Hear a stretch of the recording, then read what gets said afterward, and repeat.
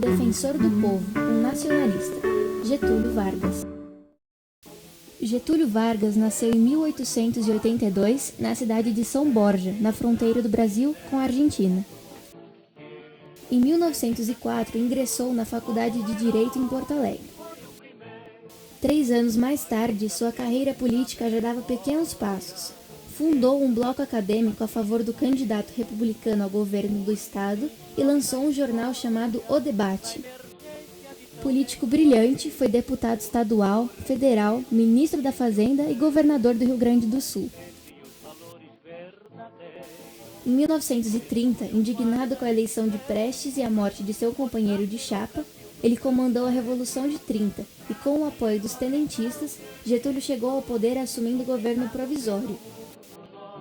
Em 34, promulgou uma nova Constituição, sendo eleito presidente pelos membros do Congresso.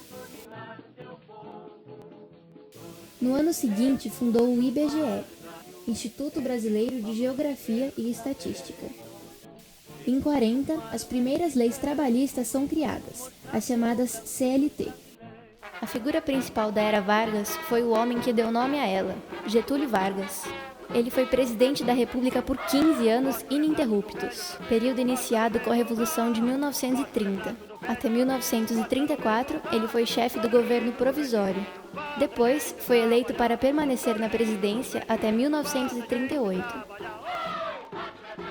Também é no Estado Novo que Getúlio concede os principais direitos trabalhistas, como o salário mínimo, o descanso semanal, a carteira de trabalho, as férias remuneradas e a estabilidade no emprego após 10 anos no serviço. Em 1939, explode na Europa a Segunda Guerra Mundial. No início, Vargas adota uma postura de neutralidade, até que navios brasileiros são atacados por submarinos alemães.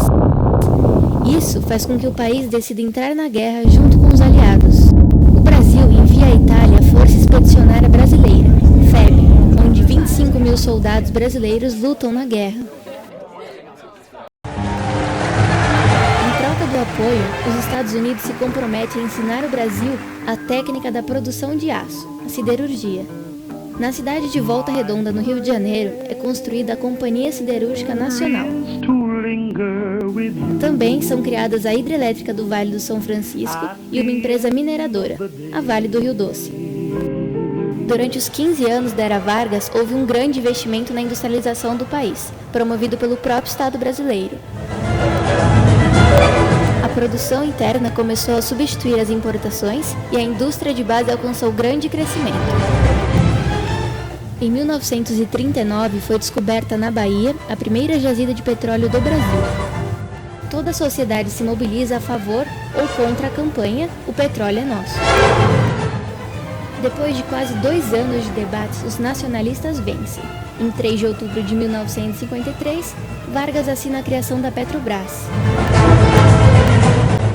Foram anos de nacionalismo, com o Estado controlando a produção nacional de petróleo e com a criação de organismos que permitiram ampliar a variedade de produtos agrícolas para exportação.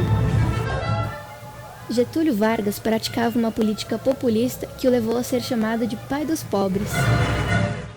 E dentro da política pedagógica do Estado Novo, teve a criação dos museus nacionais. Em 1954, o jornalista Carlos Lacerda, um dos principais opositores de Getúlio, sofreu um atentado.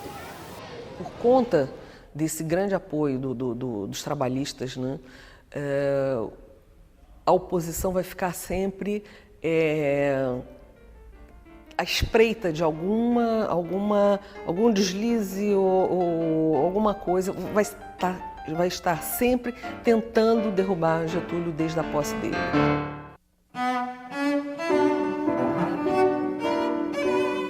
Mais uma vez, as forças e os interesses contra o povo coordenaram-se e novamente se desencadeiam sobre mim. Não me acusam, insultam, não me combatem, caluniam e não me dão o direito de defesa. Precisam sufocar a minha voz e impedir a minha ação, para que eu não continue a defender, como sempre defendi, o povo e principalmente os humildes. 3 anos depois da posse, uma grave crise política agitava o país. Todos ansiavam por uma solução honrosa que trouxesse também tranquilidade à nação. Tudo parecia caminhar para esse fim. Depois de 64 horas de inquietação, a cidade já repousava cheia de esperanças, certa de que os problemas e os desentendimentos houvessem sido superados, quando uma notícia dramática emocionou mesmo os corações mais frios. Pusera termo à vida o presidente Vargas.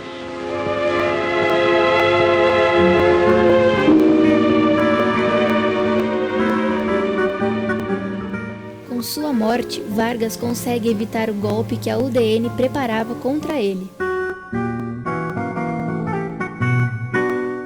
Getúlio deixa uma carta-testamento que é lida por João Goulart em seu enterro. Eu vos dei a minha vida. Agora vos ofereço a minha morte. Nada receio. Serenamente dou o primeiro passo no caminho da eternidade e saio da vida para entrar na história. Getúlio Vargas transformou um Brasil rural e dependente do café em uma nação industrializada e competitiva. Foi o grande responsável pela modernização do país e, por isso, é um dos construtores do Brasil.